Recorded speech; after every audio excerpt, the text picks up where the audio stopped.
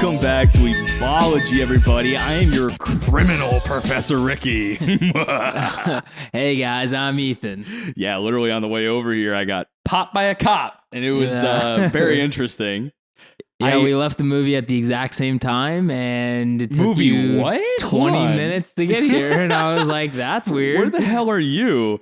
Yeah, it was just this is on me. I saw him back there. He was a car behind me. I pulled away from both of him and the innocent bystander, and he's just like, okay, must be speeding. So he got me, and you know what? The second I see a cop, regardless of locale, I just literally instantly go down to speed limit and just like sit there like no. Do you feel like there's any element of that where you feel like a cop knows that you are being a little too compliant? I literally don't give a fuck. Like driving too heavy. Like, arrest me, officer, for going to speed limit. I dare you. Weird. He's like 3 under the speed limit the second I show up. Arrest me. Yeah, do it. I mean, he gave me a warning, so I'm not like the only thing he robbed me of is my time, and that's whatever, you know. The last time I got pulled over was on my way to work. Yeah, I was like late, I guess. This was a while ago, maybe like 4 years ago.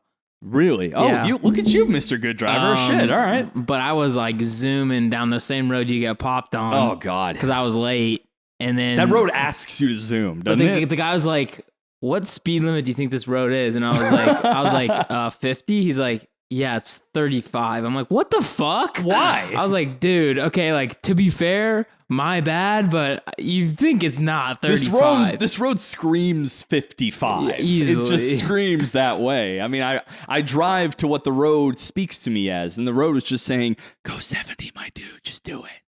He's like, honestly, officer, it'd be kind of dangerous to go slower than this with all these fucking maniacs. Yeah, do you here. see everyone else speeding? If I go slow, I'm getting fucking wrecked. Like, I'm just trying to survive out here, my guy. Speed racer over there, and you fucking pop me? I'm not trying to be a hero out here trying to do the law, you know? Right.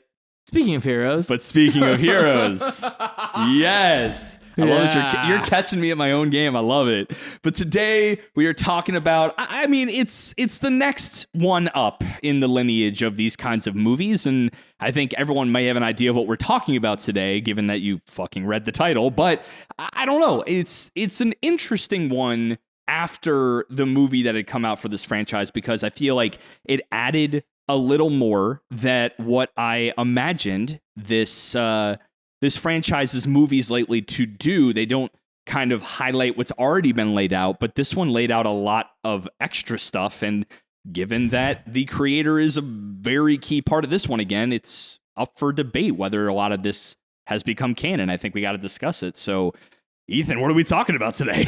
Today we are talking about Dragon Ball Super Heroes. Superheroes. And it's another movie in the, I would say, like the DBZ movie canon, because these are starting to feel like Toriyama's usage of the movies is to, like, with the pedigree of its creator, populate pockets of the lore that we may have missed, because Dragon Ball Z and Super canonically kind of has a bit of gap in its storytelling. There's years that pass in the middle of these things, or even if it's just months, it's proven to be like kind of the potholes of the lore timeline filled in with these events. And I don't know, I guess off the rip, how did you feel about the movie overall, given maybe some of the promotional material we were given prior?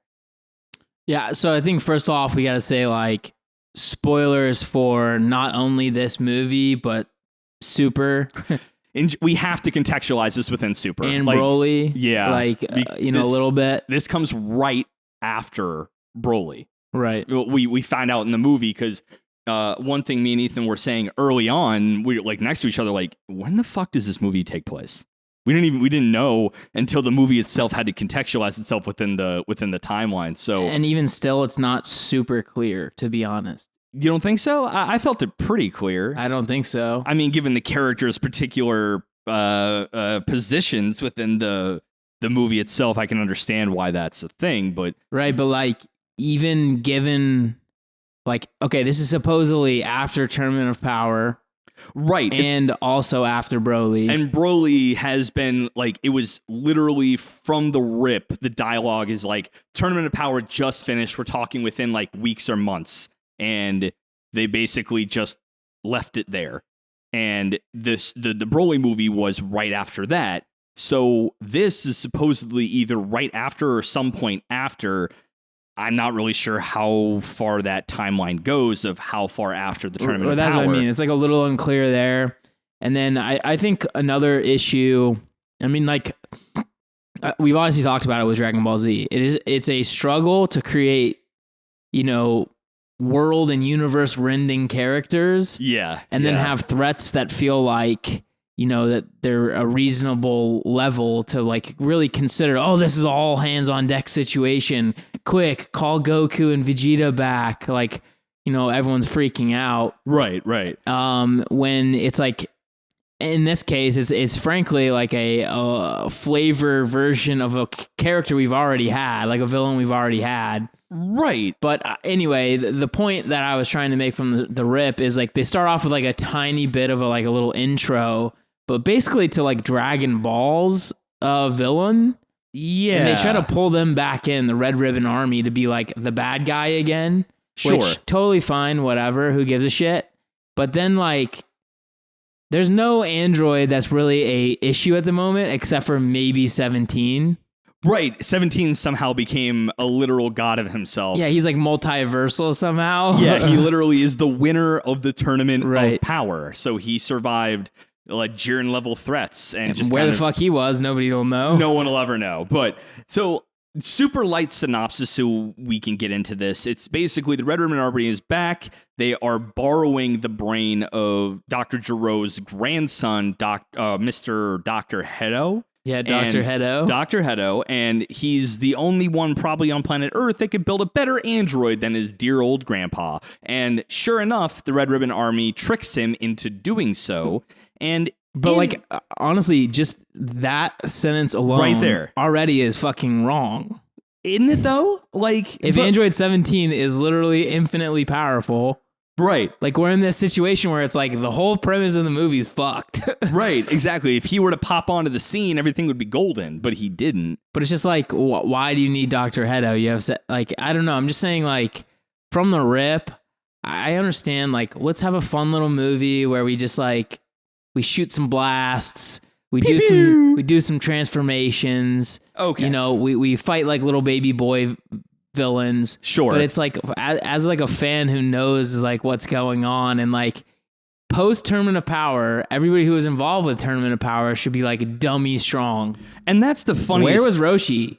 Where was Roshi? And that's the thing, right? Is that this movie kind of brushes aside a bit of Super, and I can't tell if it's because Toriyama is having a heavier hand in the movie design, scripting. Like, Broly was the same way. Original character design, original narrative, original framing, and original action direction was all Toriyama.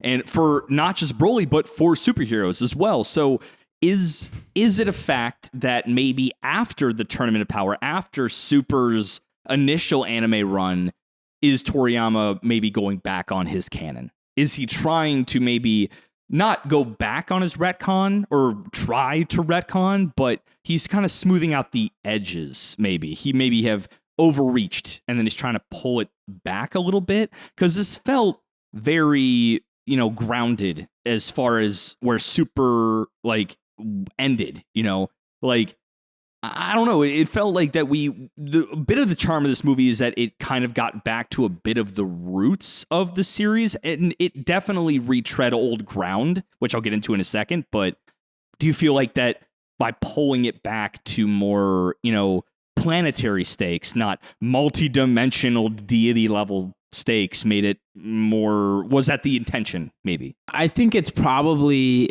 this is my personal opinion, but maybe like a segue type thing to allow for the next set, because I know the next like arc or whatever is like another dimensional like threat.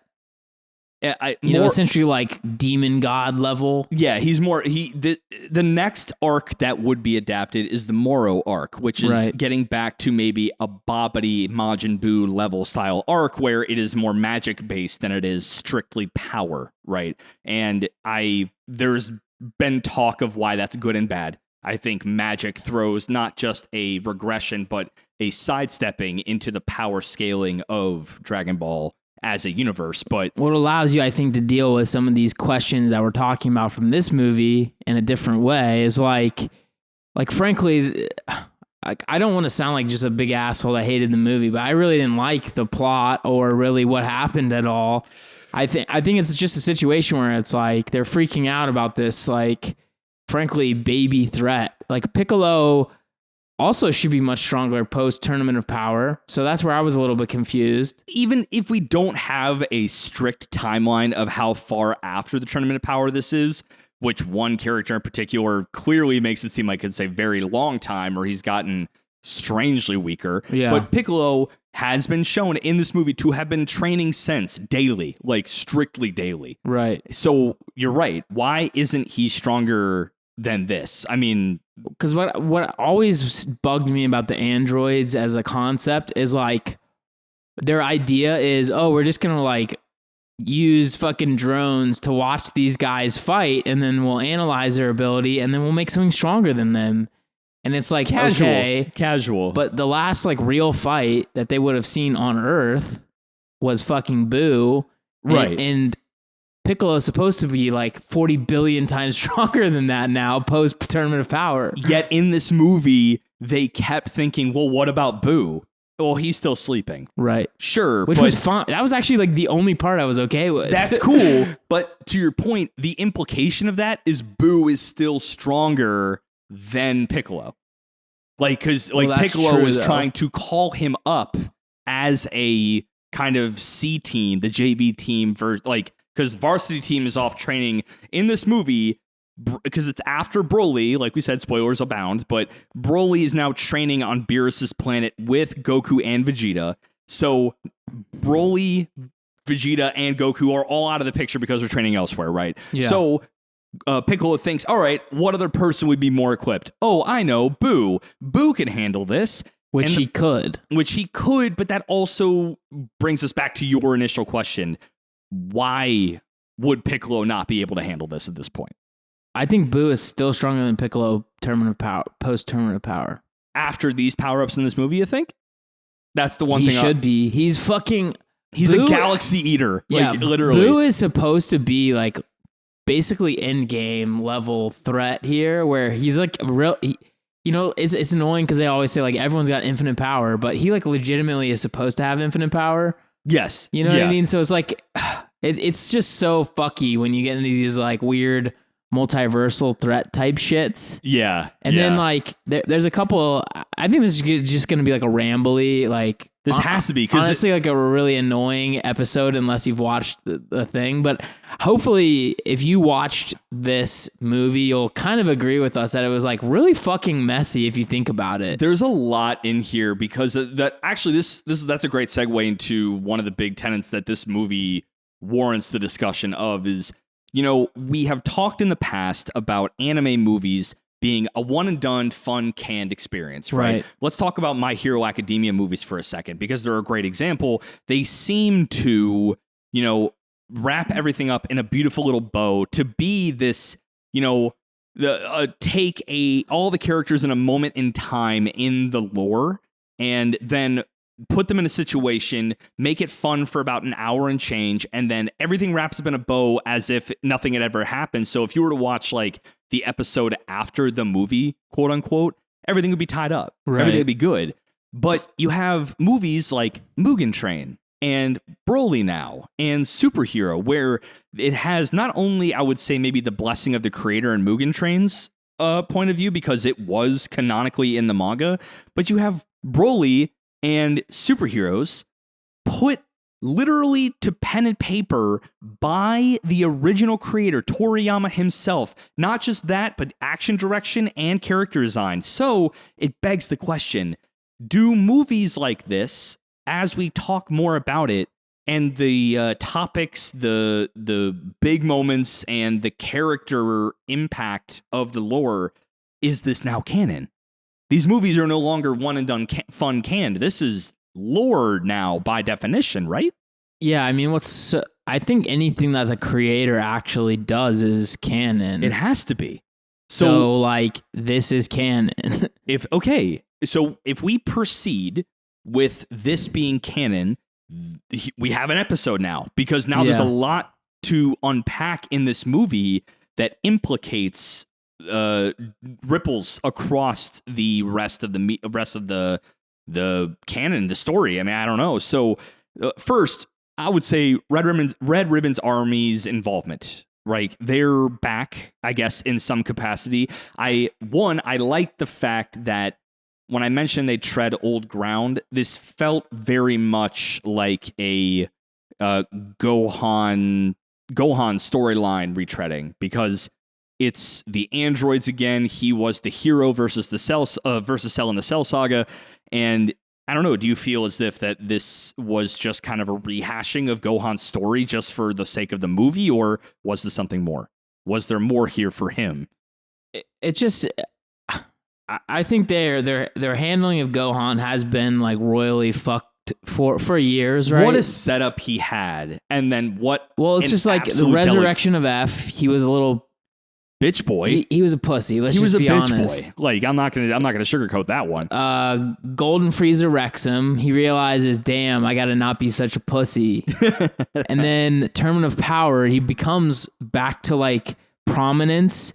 Everyone in the community was hype again. They're like, finally, they're doing our boy justice. Yeah. And then I'm supposed to believe immediately after that, he's just like, you know what? Butterflies and golden ants, way cooler. Super Saiyan, what? Yeah. So again, and then not only that, they just like somehow in one fucking movie give him another transformation. It's just like I get it, but we kind of thought there was going to be a nice trajectory here.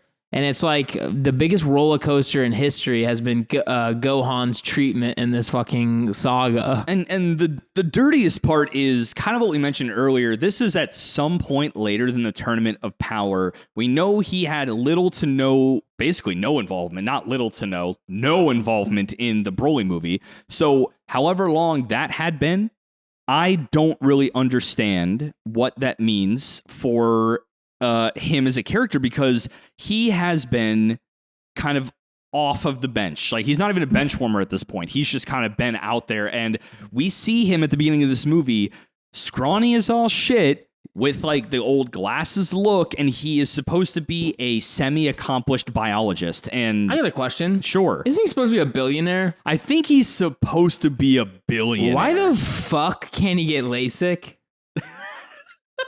Because he's got Super Saiyan, my dude. It fixes all things. Then be Super Saiyan at all times. That's the other thing. Which he can be. We know he can do that. Really, really bothers me. Do you remember Cell Arc? Mm-hmm. They literally are Super Saiyan the entire time. They had training in the hyperbolic time chamber to like literally be Super Saiyan without thinking. So that they don't waste the energy of like changing into that? Yes.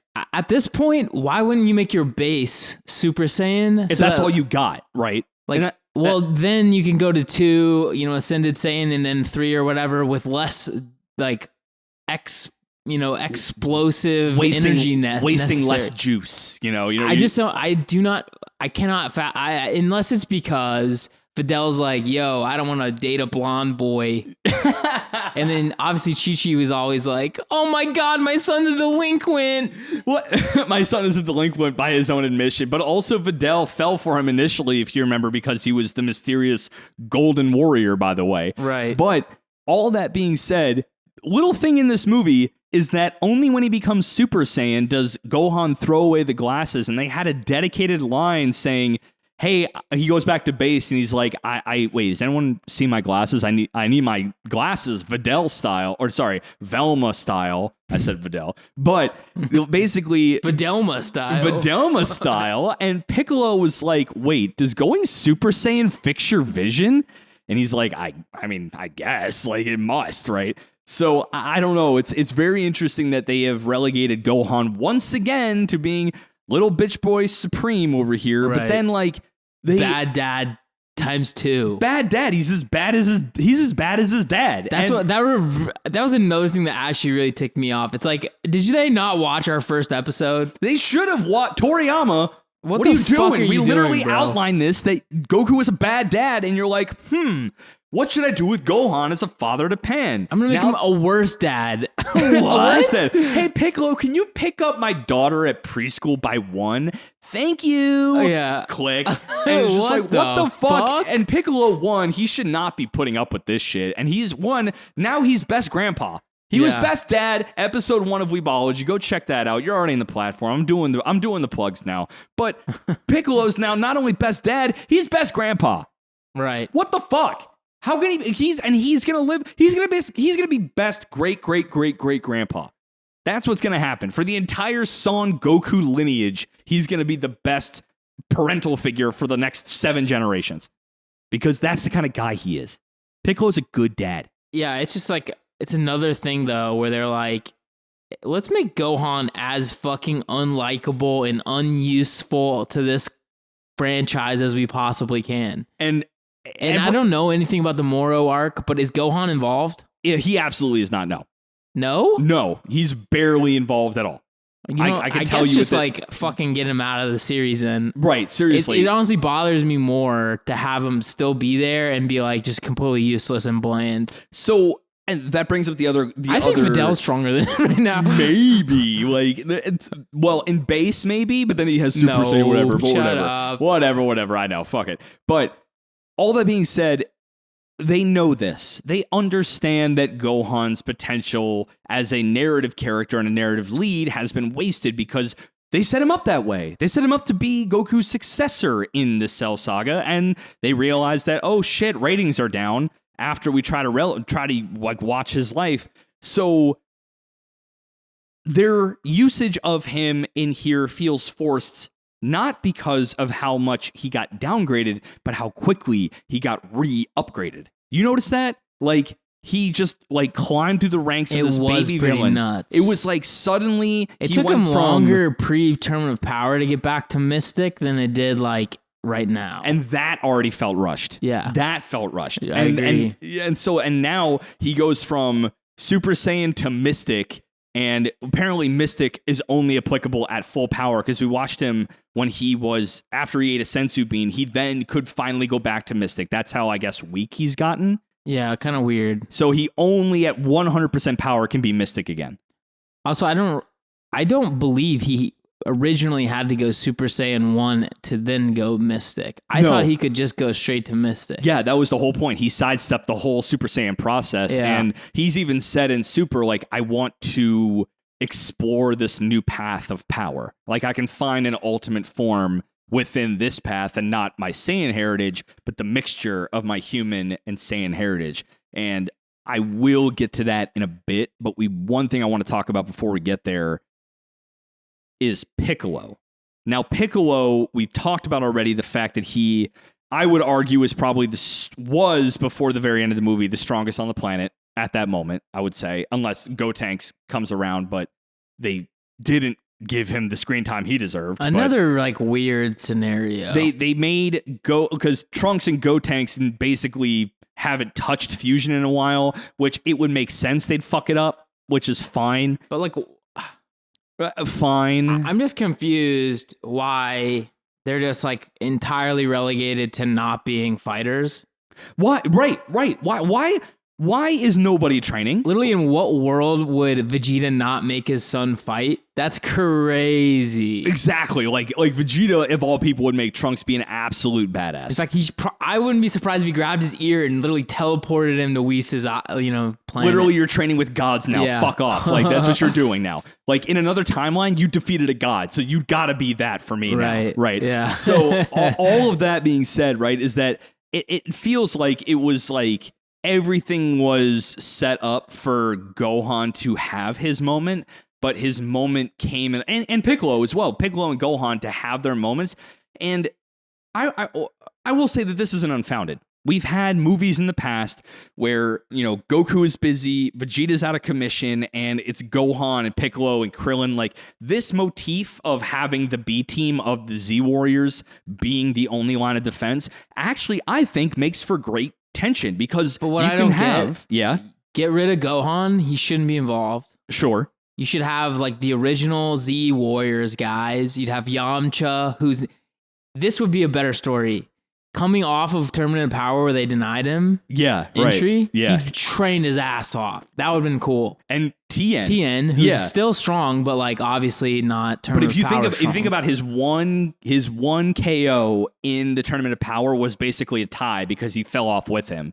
So he was 1-for-1. He was 1-1. He literally broke even, and that would have been Roshi would have been cool. Roshi would have been great. Like, yes, I can still go. Like, it would have been cool to have 18 be like, yo, you took 17, but not me, and got like, trained a little bit. Sure, yeah. Give us some reason that 17's not there. Use the implications of the Tournament of Power, a literal multi-macrocosm story of characters and those not included to do something about it. And then you have a story of like, okay, there are other defenders of this planet. But it also would have been like, okay, this feels like there is a possibility that the planet pops because, we don't have a character that literally just fought gods like 5 minutes ago. Exactly. So I don't know. It's like the whole predication of the Z Warrior concept is that we are now powerful enough to invite adversity, right? It's kind of, I brought this up on the podcast before, but it's that quote by Vision from the Avengers, strength invites challenge, challenge invites adversity, adversity invites conflict, right? You as being strong enough individuals will invite challenge to either within or from without. So why wouldn't you train? It seems like that would be your only fucking job is to always be ready, right? And no one seems to be ready but Piccolo. No one seems to be ready. Well, it's just kind of another weird thing too, because now that they've like married into just like Uber money, you'd think that they'd be like, okay, Gohan, you literally don't need a job anymore.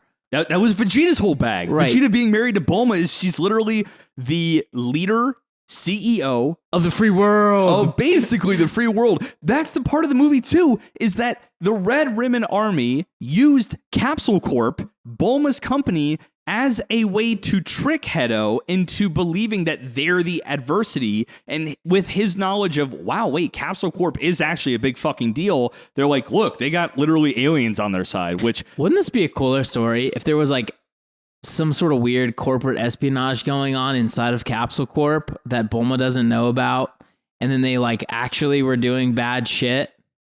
See, like a interesting company takeover kind of scenario. Yeah, because they do have they probably have more info about all the Z Warriors and frankly all these extraterrestrial threats and things like that than the current Red Ribbon ever could. Right. Yeah, because literally Whis and Beerus come to visit her every day for a fucking stir fry. Right. So you're right. Like there are ways to even use a villain or quote unquote villain of interest that already exists. Even more interesting than the Red Ribbon Army. So I don't know. You're right. I just think that I liked the idea of the I already said it. Red Ribbon Army as a villain makes sense. It makes a lot of sense for Gohan's particular It does story. make sense that the big pharma guys would be bad. They are literally hiding behind a big pharma company. The RPC. I heard they made a vaccine, but I'm not going to say anything else about it. But what it does is a little bit of a secret. So you have Piccolo, who is infiltrating and trying I will say the comedy of this movie is actually pretty spot on at times. I found it pretty funny. I don't know about you. It was solid, but it did feel like it was made for like little babies. Of course it was made for little babies. I mean, at the end of the day. Except for a lot of the like weird fan service ass shots. There's a lot of ass shots. There's some crotch shots in here too. Yeah, like kind of odd. A little bit odd. I mean, there's an entire 30-second segment of two men's crotches as they freak out in the car. So I'm like not really sure what that was all about. That or like Bulma's ass going side to side for literally like 10 seconds. And she burns 2 of Shenron's 3 wishes on lifting her ass and giving her eyelashes 2 more millimeters, which is a joke actually from Frieza in Resurrection F using the stone, or was it Broly? I don't know, but he was basically trying to be like, I want to be, 8 centimeters taller. Do you remember that? No. He was basically trying to find the Dragon Balls on Earth. I think it was in Broly. That was the whole reason why he was trying to find the Dragon Balls in the first place in Broly, was to make himself a little bit taller. Because he's a short king of a man, or an alien, I guess. So, I mean, this is obviously nitpicking garbage, but sure. Another thing that got me a little confused is for like our entire history with Dragon Ball Z, like the villains or whoever was always trying to get the Dragon Balls for one of 2 reasons: to resurrect people or to be immortal. Exactly. And so how do we get relegated to like eyelash curling and like butt lifting? It's just like they've made it a commodity. Yeah. That's like readily available. Well, they didn't. Bulma did. Like Bulma, if you think about I think Dende is the problem. Motherfucker Dende is not a good guardian of that shit. He took him from 1 wish to 3, like the Namekian one, and then not only that, did something weird with, I don't know, holy water this episode? It's some dragon holy water shit. Like just literally a poured shrine. It on, it's like, oh, it's upgraded. What the fuck was that? Never said again. Never said again at all. I watered Shinron, we're good. Yep, he is now plump and ready for wishes. Like all is good.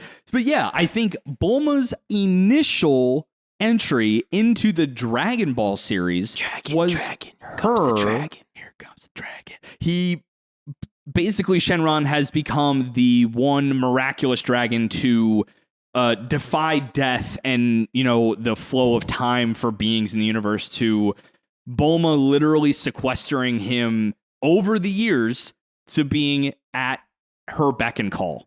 Because she just literally has the only person to have the technology to actually find the Dragon Balls at will. Like, again, once a year, literally go find them. Yeah. No big deal. 3 wishes. Give me all the cosmetics you want to keep me looking young. Rinse and repeat. Literally, you're right. You said it in the movie. Why didn't she just wish for immortality? Like, just do that? Like, what is she, like 65 now? Fuck. Well, like, that's the thing. Like, why ask for cosmetic like boosts if you could just be like, make it that I don't age? Yeah, right there. Like, I want to look 27 forever, please. All the time. I mean, like that's genuinely all you gotta do. Like, it's extremely available, like within his power, as far as I know. I think Dende even said it's literally easier than shopping, given Bulma's technology. Remember that? He's like, yeah, if you just, Capsule Corpse's main objective as of late has been finding Dragon Balls. At this point, it's easier than shopping. Shit, you can Amazon Prime immortality. Right, but wasn't there a thing for the longest time where it's like a year between uses? That's what I was saying, is that they turn into just normal stones for 1 year and then they reactivate every Earth year because they're Earth Dragon Balls. But then there was another, I think this was actually pre the upgrade that Dende did, where Shinron had been used too many times within like, a few years or something like that, and he was like losing power. I don't know if that was like a non-canon movie. I think that was GT. It could have been. I think that was GT, where basically that the overuse of the Dragon Balls created the Shadow Dragons, which is what Super Saiyan 4 Goku and Vegeta had to go fight, because each Dragon Ball created a new dragon, of a shadow dragon, basically. Right. So, which I actually don't hate that line. It's an interesting concept, because for sure. It is frankly like, what is to stop people from like just using Shinron to make all of the strong people invincible? Like another kind of really risky fucking plot point that Toriyama went with is like, dragon that, fairly easy to get, I guess. At this point, yeah, he's basically like, you call him once a year, and that's whatever, right? But like, people aren't dying anymore, so no use of resurrection. Well, that's the dangerous part, is that once you resurrect someone for good, or once, they're unresurrectable again. And remember, Goku's been resurrected like 100 million times. He's been resurrected exactly once. Thrice. No, he's been brought back from the dead for a set amount of time. He wasn't resurrected in the Buu saga. Remember, he had the halo for the entire time. Yeah, he died in Cell Saga. He also died when he was just like not even Super Saiyan yet. That was the one. That was the one time he got actually resurrected. But the other time he wasn't resurrected, he was brought back.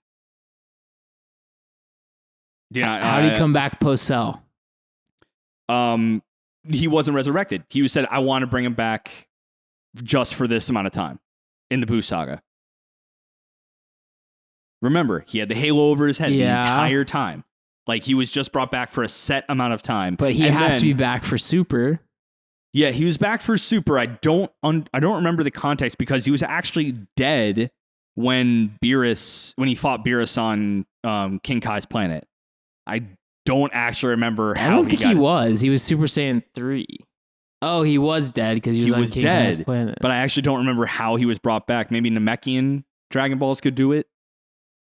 I can't remember. You're right. I'm not going to dwell on it because I don't. But like, what? Why not just be like, all right, make Goku immortal?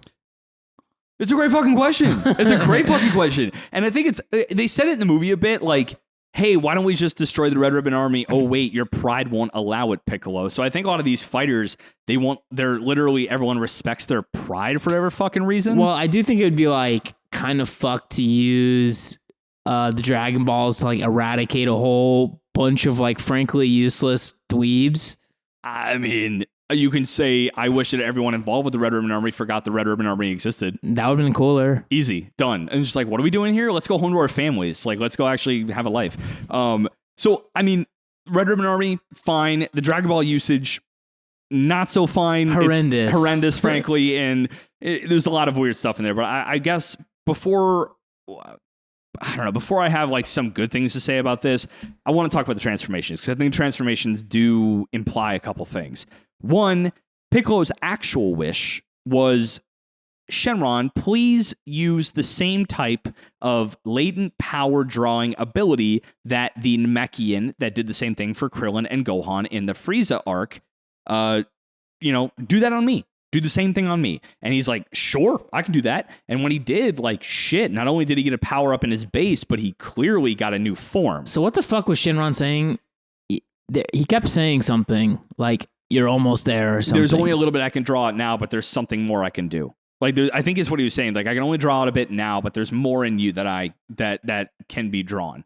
Something like just a bit more or something like that. Just like he's almost at his peak. Yeah, he's almost at his peak. And I think the implication of Piccolo's new form, Orange Piccolo, is the implication of his peak. I probably would have been like, can you implant Saiyan cells into me, Shinron? Ooh, interesting. I think maybe. Can you give me hits time ability?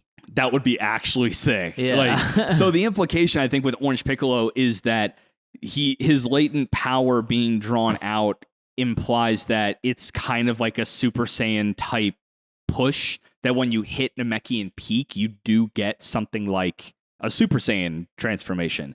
So Orange Piccolo looked a bit to me like Super Saiyan, like semi-ascended, the beefy one that like Goku figured out and Trunks figured out, where you get like massive power and your muscles grow super big, but your speed is sacrificed. Yeah, and then you get waxed instantly because you're a slow fuck. Yeah, you can hit like a motherfucker, but you can get out blitzed. Basically, you become a bodybuilder. You're the Hulk, essentially. Like, you're just not a big bodybuilder, man. Oh, duh, just gets fucking huge. That's what it was. Like, he looked just fucking massive. Admittedly, super cool. He looked super cool. But I did think, like, okay, now he's just gonna lose because they've talked about the bulky muscle thing so many times that it's like, when you see it in the canon, you're like, this isn't going to work. Well, this is going to be a problem. This is going to be a problem, right? So Piccolo got his, and I don't know if it says, again, we have to assume that given it's Toriyama's involvement, this in some capacity is canon. So Namekians, be it Namekians anybody, or it's Piccolo because he's like a prodigy amongst prodigies, is this now Namekian canon that they do have the capacity for a transformation, or is it Shinron's flavor of Piccolo's dormant power? I can't tell. Well, this motherfucker's absorbing everybody under the sun at this point, right? Like he's True. He's frankly a god, so I'm a little confused why he would have a peak. That's honestly fair. Like he literally has absorbed Kami, which in Japanese is remind me again what that word means exactly. Yeah, I think it means bowl of rice. No, that's not it. That's not it. Is it bowl of water? No, Tsunami? no. Oh, closer. God. That's it. God. Right. It's literally he's absorbed a dude whose name literally means God. How much further can you go? Like from a species standpoint, you're literally it. Unless you absorbed an entire species, there's nowhere else really to go. So I mean, is Piccolo capped at this point? Is he just? Well, my question would be, why would he be capped if he's able to just absorb motherfuckers like it's no one's business? He absorbed Nail originally. Well, actually, sorry, King Piccolo originally. Yep. Then Nail. Yep. Then fucking Kami. Yep. Next, he's gonna suck Dende up. Hopefully. Done. And so you're right. So I mean, like, if he were to go back home at this point, like the only way I can see his power going higher is if he literally just goes to his race and is like, I'm going to just be the race's ambassador now, whether you like it or not, and just like start sucking up an entire race of people. That's really the only way I can see him getting stronger at this point, because Shenron like brought up his latent power, and now we're here. He's at his, I guess, theoretical peak. Yeah. It's a quandary. It's just tough. I think honestly the dragon isn't a huge issue that is being dealt with very poorly. Yeah. Because, like, why wouldn't you just be like, make my power near infinite? Yeah. Make me as strong as Lord Beerus, I guess. Like, or something like that, right? Like, of course, like, Shinron in the past has been like, I can't do that, pussy. Yeah, right, all right. Which is fine, but, like, I haven't heard like much of a limit recently. So it's just like, well, I thought Dende upgraded you is all I'm going to say. Like, if you got, I mean, look, man, if you can't do it, you can't do it. But I thought you were pretty sick. So in that light, it almost makes the other transformation of this movie a little even more ridiculous and have a lot more implication. The Gohan, I guess, Mystic Plus, basically. Right. So what had happened was Gohan was pushed by Piccolo, and in his infinite wisdom, I guess, as a parental figure, he was like, if Pan, his daughter, is in danger, it will push Gohan's anger out, and that initial, almost primal instinct he had during the Cell Saga will come back when push comes to shove and his family is in danger, which I guess is both effective because we saw it work, but also a bit fucked up for Piccolo to do. Just from a purely objective standpoint, that's a fucked up thing to do. Right? Did you, I mean, I don't know if you agree with me during the movie. I mean, Pan was absolutely not in danger at any point. Sure. Of course she wasn't. So, like, not really that fucked up. One, Pan's actually one of the OGs of this movie because, like, Piccolo had this scheme from the get-go, picked her up from preschool. Janet, basically the teacher, was like, oh, hey, it's you. And he's like, yeah, I gotta get her home. Sorry about the spaceship. And she's like, that's illegal parking, Piccolo. You're being a dick. And then he tells her, hey, I'm going to put you in these handcuffs, but, like, you can bust out at any time. Just play along so I can make your dad really, really fucking mad. Is that cool? And she's like, yeah, this sounds fun. And guess what? It wasn't that fun. But he got madder and madder and madder until he actually saw Piccolo getting his shit rocked. And then he went what felt like the transformation he had during the Cell Saga. There was imagery that was callbacks. It was actually like shot for shot almost. Right. So it begs a couple questions. One, is this transformation canon? It must be in some capacity, right? Toriyama did it himself, after all. I think the thing that I struggle with is, like, yes and no, because it's supposed to be pre the arc that's just finished. So it's like, what the fuck are you guys doing? Yeah. What kind of freaking Mickey Mouse ass shit are we trying to pull here? It was a little bit USDA choice cut, grass-fed, organic, 100% cage-free bullshit to see him basically go from this biologist dweeb to an actual beast of himself. Fun fact, read a couple tweets before the movie. Toriyama gave this form a name. It was literally Gohan Mystic Beast Mode or something like that. Like, literally, it's meant to be like him controlling that primal anger instinct, which, okay, on the surface, that's badass as fuck, but it asks a couple questions. One, was him tapping into that originally and getting him across the line to Ascended Super Saiyan, aka Super Saiyan 2, was that actually a different flavor of thing? Is Gohan's latent pure mix of human Saiyan blood allot him something specially different than maybe other Saiyans that are pure blood? Or I think, yes, they've established that. That's like what I was kind of annoyed by is like, this whole movie's unnecessary. Everything they try to establish, they've established in the past. Right. He's so got who some special... fucking cares? Was honestly my answer to a lot of these like problems. Who fucking cares? Right. Yeah, who cares? He's got some special sauce other Saiyans don't, and I think it's the human's capacity for adaptiveness and the Saiyan ability to enraged equals power. That's the Saiyan part, but the human ability is to adapt that to many different situations and ability to grow and change. But the beast mode that we saw aesthetically was wild. It was like he almost looked like a fan animation YouTube 100%. OC transformation, right? He looked like the famous Dragon Ball AE Super Saiyan 5 white hair bullshit. Yeah. Which is weird to me that he would leverage that would be leveraged, but that well, I mean, like, he borderline looked like Mystic, to be fair. He did, but it does beg another question, is that primal instinct boost that Gohan has with the Saiyan anger, with the human blood in him and the human ability to power up in that way, is that then stackable? Is that his Kaioken, essentially? Can he tap into this multiplier? Because it looked like whatever power he can draw with 50-50 Saiyan human on top of Mystic gave birth to this. Let me ask you a question. Yes. Who cares?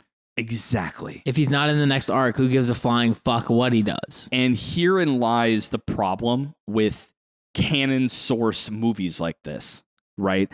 Where if this were anyone else on the team, I'd be like, okay, it's a fun movie, something he tied into once, and, you know, we're just going to let it go, right? Fine, whatever. It's like Bakugo getting One for All for that moment, right? Whatever, just goes away. But it's not. It's Toriyama. He did this. He wrote it. He designed it. He put it into his own movie and his own narrative. So what now? Right. Can we say who cares when the one who is deciding what we should care about wrote the fucking movie? What do we do with this? It's a weird conundrum to be in as a fan. I think it's just honestly poor fucking planning. Yeah. Like, if this comes out before... You know, before Moro, like, because this is supposed to be in the middle between. Well, I guess after Moro, because like if he doesn't have this transformation during the fucking next arc, like, what's the point? Fair enough. I mean, I hope this isn't retrodden over as a filler arc in the new, because Super has been announced to be readapted for the next couple arcs that are in the manga. The Granola arc is finishing up now. Moro has been long finished, and I think that they're going to start adapting the Moro and then the Granola arc in anime. To your point, I don't remember. I read it all. I don't remember seeing any of his shit in there. It's not there. So what now? We're in a weird mix of the creator has introduced this shit into the lore, but we have the true, what we would consider the mainline source material, not recognize that at all. So what now? I don't know. I just don't know. I would have honestly been more happy if there was like one of those tight little bows of like time manipulation, like Beerus is hot for green girl, falls over. I want to fucking talk about that. And accidentally hits like a world reset button and resets it. Like, I would have been honestly happier with that than like leaving it in this weird situation where like all of this was really for nothing.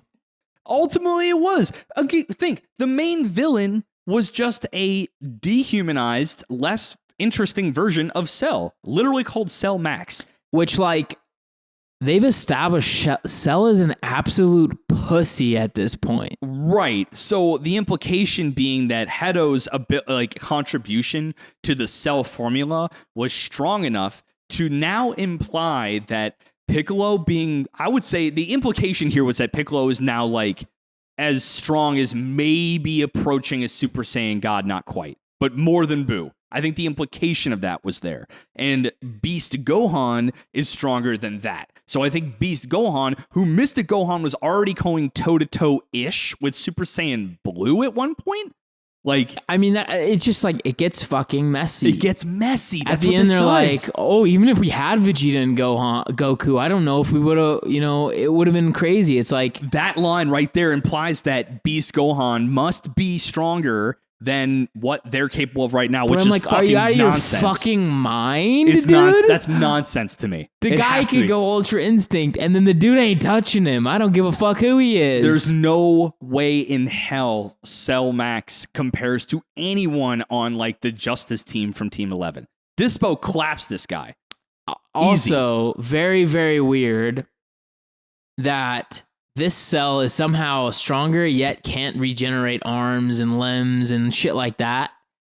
It's like they took like Cell as a character, and they're like, all right, let's make him dumb. Let's take away his perfect Cell transformation. Easy, done. Let's give him a bunch of weird, like, his freckles now shoot laser beams, and so does his eyes, which is so sick. Ooh, pretty. Yeah, let's give him Superman laser eyes. And he can't absorb anything. Oh, by the way. And also, let's just make him really fucking big. Yeah, we'll make him like Fuck off big. we got damn near kaiju battle level here. Yes. Because Piccolo brought back the thing he did in the Dragon Ball Budokai tournament, like 23, I think, where he went really big against Goku as King Piccolo. That was kind of a fun little It was callback. cool, but we got in damn near kaiju level, which is fine. I could have lived with that. It was fine. It was fine. But like even he admitted like it's a bluff. Like it's a fucking bluff. I can only get big. I can't get stronger. I just get bigger. Fuck it. Like whatever. And then I honestly felt like they were pretending we were dumb fucks as the audience when they're like they were showing like flashes of like his fight with Piccolo's big fight with Max. Yeah. And he's like getting hurt, he's losing his arm and stuff like that, and I'm just thinking like, he can regrow arms. We know this already. Didn't even do it. And then like He did it off screen. Gohan's like, oh my god, he's dying, and goes like uber pissed boy, and I'm just like, dude, what are you worried about? Yeah. Also, he dies. You just wish him back. Has he been wished back? Ever? I've never heard that there's like a one limit thing. Oh, that is a canon thing. Once you wish Says back you. once. I ain't never heard shit about that. Hey, $1 and up, Discord, patreon.com/weebology. Go tell Ethan that he's wrong because you guys know that I'm right. But all that being said, you are right on one thing. Why does Gohan get so fucking mad when Piccolo has all the regenerative abilities in the world and he hasn't even tried once in this battle yet? I know it's supposed to be like it takes a lot out of me, but he's stronger now. He's been training this entire time. There's no fucking reason why he shouldn't be able to regrow an arm because he lost it. Clearly. Right. I don't know. It's very weird that it was all ham-fisted to get Gohan to, push past a certain level and get to a new level of power. But in what way will it play into the canon? I don't know. You tell me, Toriyama. You'll hit me up. I'm trying to DM you, dude. I'm trying Hopefully to get not with at you. all. Hopefully not at all. All right, I think we got to talk about the real elephant in the room, though, which is like the actual art style and the animation, I guess, style. I want to hear your thoughts first. So definitely off-putting, I think, initially. Okay. They were trying to do a lot with like what I would call almost environmental like flybys. And which okay. Not bad. That's like really the benefit of 3D modeling. That's and like, entirely the point of CG, I think. right, in is to be able to anime do is- these like kind of flyby, like somebody's walking down the street and you can go between their legs and like you get all these like insane like weird filmographical shots, you know what I mean? Really, big anime aerial battles can have a completely 360 view of the fight at any point.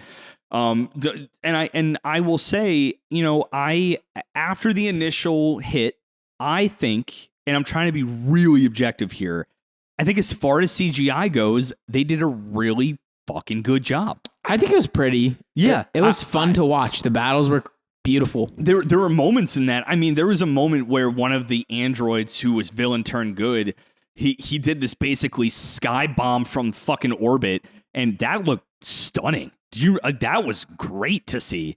I don't know. And I think that the way I'd phrase it, it looked really fucking good for CG. And I think that's a key element there. Yeah, I really, really want to see a rundown of it. Like, is it really that much cheaper to do a 3D fucking movie? I wonder. And it almost looked like that, they did a really good job, because I will tell you from my eye, there was a lot of 2D elements mixed in there. And I think that some of the environmental effects, some of like smoke, some of the beam work, some of the initial kind of power-up stuff, a lot of it was, I would say, either assisted 2D or pure 2D. And I think by working it in strategically, they did a really good job of melding that classic Dragon Ball aesthetics feel with all of the benefits that CGI can bring. And that's really, I think, a consensus of the community that cares about visuals as much as I do, is that when you use CG, it needs to be augmentative, not supportive. It can't be a crutch. It needs to be an additive element. And I think here, for as much of the movie being CGI as it was actually quite good. It was really good. Would I have preferred it to be Sakuga 2D kind of style that a lot of Broly was? Yeah, of course I would. But if you're going to tell me this is a CG Dragon Ball movie and I saw that, I'm like, you know what? I can live with that. I think there's a lot of that. I still stand by that. It like felt like the video games, like the old video games. That's kind of what it felt like to me. I think I would rate it like maybe an 80. Visually alone? Yeah, visually. I know this sounds weird as a guy who cares about his 2D, but I'd give it maybe like an 83 or 4. Like, I really think that some of the shots that I got in this movie, I don't think were possible without CG, and what the CG brought was additive in a lot of cases, but none of that. I think there were only on one hand moments where it couldn't have been done with 2D. Everything else 100% could have been 2D Sakuga, and maybe should have been. I think the coolest scene, honestly, was when like Gohan gets tricked into going to Red Ribbon Army, and he's like flying behind, Piccolo and whatever in that spaceship. Then he sees his daughter and he like blasts out the spaceship, and then he does this like superhero drop. He fucking drops, and everyone's just like slow motion hit, and he's just like bounced off the ground. Like, and that was very cool, I thought. For me, it definitely was the orbit sky drop by the android. That was definitely. I think there was a lot of 2D elements there though that augmented that. I thought it's super, honestly, like dorky decision. Of course it was dorky. That was kind of the premise of like those two Gamma 1 and 2. They were designed by Hedo to be like that classic, I guess Sentai my question superhero. Though is Cell could self-destruct. I assume some of these other ones could self-destruct. Why doesn't he just like go up to him and blow up in his face? Are you saying Gamma 2? Yeah, why not? I don't think all of them are equipped with that self-destruct. In my mind, I'm assuming they only Cell seems to have that. And Cell had an explosion within him that was supposedly able to completely eat Earth. But we saw in this movie, Cell Max had one to make maybe like a city or state-sized crater. Cool. Yeah, I don't know. I think story-wise, this is a 1 out of 10 for me. It's just so dumb. I think that's where I land on this movie, is that visually, it's better than where I thought it was going to be walking. I'm fair with that. But the story, I'm fairly okay with that. The story was worse than where I was hoping, and I came in with no expectations of the story. Same. But I came in with expectations of the visuals. I thought this movie was going to blow, and I'm not too far off, I'm going to be honest. I don't think it blew. I think it's like, it's almost like, Broly as a movie was a little bit more unashamed of the fact that it was not there for the story. Like, it was there to show you some masterful fights. Like, there's no story in Broly. I think Broly, the newest one, was literally just like, hey, I am Akira Toriyama. This is my trick called Broly. but this time it's for real. Yeah, really. It's like this time I mean it. To Yeah. set up that as a potential like through line, way line. And in this movie yeah. I think was literally a cash grab, 1 million fucking %. It felt that way. It felt that way because they made him. It said $20 million this weekend. $21 million and beat Beast with Idris Elba in it, and literally beat out what like a top billed actor style movie. Which interestingly, I guess the movies fucking suck right now. So who cares? Sure, but it's an interesting thing, right? Is that when given the option of a interesting, I would say, premise thriller with Idris Elba and some other high billed actors, I'd rather watch the other thing personally. I'd rather watch. You'd rather watch Beast than this, yeah. Interesting. This movie was fucking bad. I think you and I might differ on our scores then. Maybe. I'm walking away knowing that I have a lot of questions from a lore standpoint and as a big Dragon Ball Z fan, but I know that it's almost as if like this movie mattered just as much or as little as any of like those My Hero Academia movies did, because it doesn't fucking matter for the moral arc and onward. It really genuinely doesn't. But they just didn't put the bow on it to make it okay and just kind of wash it away. Right, which that's is like, the worrying part. It's lazy. It's lazy. This is the worrying part, is that they didn't tie it up neatly at the end. So there's a lot of like I almost said a horror, but lore strings. Horror strings. Horror strings just hanging out there, dude. They're just floating in the wind, waiting for the community to grab them and ask questions. And boy, how do we have questions. So what does this mean for the rest of the animated series and for the anime? I don't know. But the implication here is that Gohan has another path willing to go. I like to see what, and if at all, his path, because he advertised in Super, I'm going to go down this journey. I want to see what power lies at this point. Not my Saiyan heritage. Evidently fucking not. Apparently fucking not. Well, apparently it does. That's the thing. It's all canon. So what? That is the paradox. Except he wasn't going down the path. He was tricked into it by fucking Piccolo. Yeah, best dad. Who also pretended like he was dying, by the way. I guess so. Oh, I'm dying. I can't regenerate right now. Wink. Wink. And then immediately after Cell Max dies, he comes back. He's got both arms. He's chilling. He's Gucci. Everything's cool. Chilling. Yeah, he's like, oh, that was a fun little romp. Not even bleeding, honestly. Yeah, we both got new transformations. Isn't that a fun little thing? I lost a bit of my shirt, my jumpsuit. I don't know. I think overall, I would rate this like a 55 out of 100. I was gonna say a hearty 68. That's where I'm at. I don't even know if I put it at a 7. But you know what?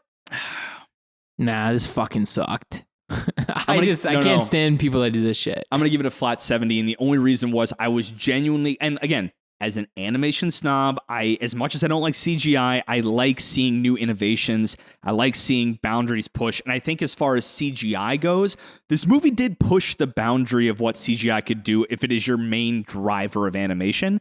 So I'm okay with the visuals. This movie could have been very enjoyable if you didn't care about chronology and you didn't care about like the storyline at all. You're saying we're too deep in the shit to actually 100%. Really, I 100% agree. And I think that 70, I'm being generous. I'm being generous knowing we're too deep in the shit. There's no way I can even fathom giving it more than a 70. Yeah. But I'm giving it a little bit of extra juice because the animation was shockingly clean for CGI. The way they meld a little bit of 2D additives in there. I liked it visually. It was not abrasive after the first initial kind of getting used to it period. But as far as story goes and the lore implication, it really got messy, and I was not a big fan of that. So, you know what? At least we got a pretty sick Goku versus Vegeta battle. No transformations. Boo, disagree. No transformations, no key beams, and no planet destroying. You have to keep it tight.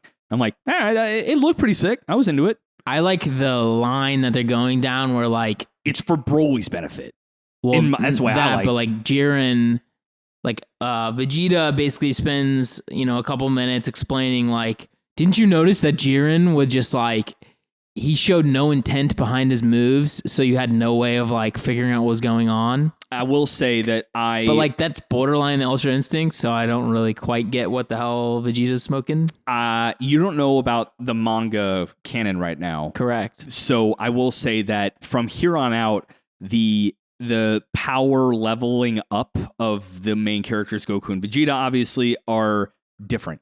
they are going down these new paths of not brute forcing your way to new levels, but going down new paths and avenues. And Vegeta especially has quite the arc in that regard. And I think I really like the fact that they kind of set this up right here. Because in the Moro arc, he goes down an interesting path. One you would never expect Vegeta to go down, but that's a little teaser. Go read the Moro arc if you're interested. He definitely, breaks out of his mold in a couple of interesting ways. Oh, he's going to learn magic. I mean, I'm not saying he doesn't. I'm just saying he's going to Harry Potter this shit. He's going to Avada Kedavra some fuckers. I'm just saying he's going to go really hard. But Alohomora. Open that door up, bitch. It's Leviosa, not Leviosa. Dude. It's like, all right, Whis, you bitch. You catty bitch. I could do magic too. Let me wave my fucking wand around and see what happens. Yeah. So, you know what? At the end of the day, I think if you are a huge fan, really put the blinders on. Get the tunnel vision. Enjoy it for what it is, if you can. But I understand if you walk away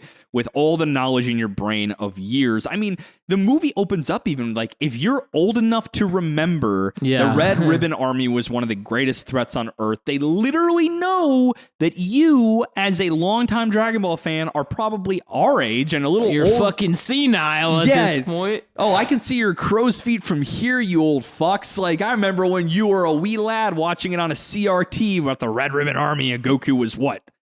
7, 8. So, I mean, that's all I'm saying is that the movie recognizes that you have lore in your brain. That's the other part of it. They know you know, and that's fucked. So if you can go in forgetting what you know just for 100 minutes, that's how long this movie is, you'll probably have a pretty good time. If you're not super big into Dragon Ball at all and watched it here and there and loved Broly, this would be more enjoyable. You'll probably have a really good time with this movie. And no big deal. And I will say, we're at the very end. Spoiler, I don't know. Gohan using special beam cannon was actually pretty fucking sick. I mean, at this, like, we've seen a couple times people borrow techniques. I mean, Goku and Frieza both borrowed Destructo Disc, which speaks to Krillin's ability to use a technique because everyone and their grandma wants to use that, I guess. But this is another instance of Gohan borrowing from his good old daddy Piccolo, borrowing special beam cannon, which is pretty sick. It looked pretty cool.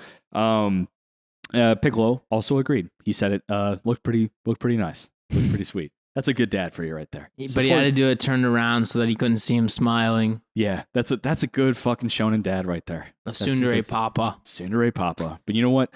Thank you for coming to this ranty class. I know it was, we sounded pretty harsh on it, and frankly, our scores speak for it. I mean, we did obviously spoil the entire movie, but yeah. If I will say, it doesn't mean much here. There's nothing to spoil, honestly. There really isn't. I mean, except for the transformations. But unless you're living under a rock and don't have an internet connection under there, then I don't know. You probably have already heard about these transformations. I mean, they're all over my fucking feed. I knew about Gohan's like a long time ago. Piccolo's a surprise. I managed to avoid Piccolo's, which I guess was pretty cool. I saw Piccolo's, but not sick. Okay, not a Gohan's. The Gohan beasts. But yeah. But thank you everyone for coming to class. If you want to give us a little monetary level, only if you can, patreon.com/weebology. $1 and up gets you into our Discord with all of our lovely past guests and our Patreon folk, and we probably have discussions about this movie in there as people see it more, and I'd love to hear everyone's thoughts about it because boy, I think it's going to be decisive.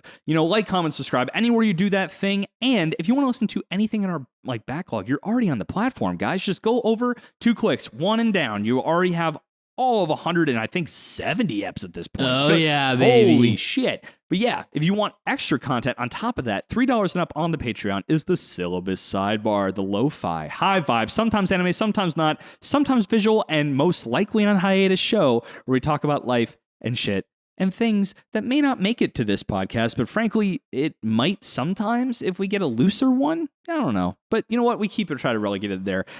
About 30 hours of things over there. And sometimes we have videos. Go watch us try to do GeoGuessr over there. We did that a long time ago. Stuff. And other stuff as well. But we do some tier lists and stuff over there. It's pretty good time. So I honestly think that's it. I'm going to go home and I think really kind of sit and meditate on all this lore implication. Okay, Vegeta. Yeah. I'm going to go for, maybe a little 5K run. A little 5K? Well, until he trains his body and I train my mind to higher heights, I'm Ricky. And I'm Ethan. And this has been Weebology. Deuces. I will meditate like him. He was very angry while he meditated. Yeah. How does someone do that? He was pissed while he was calm.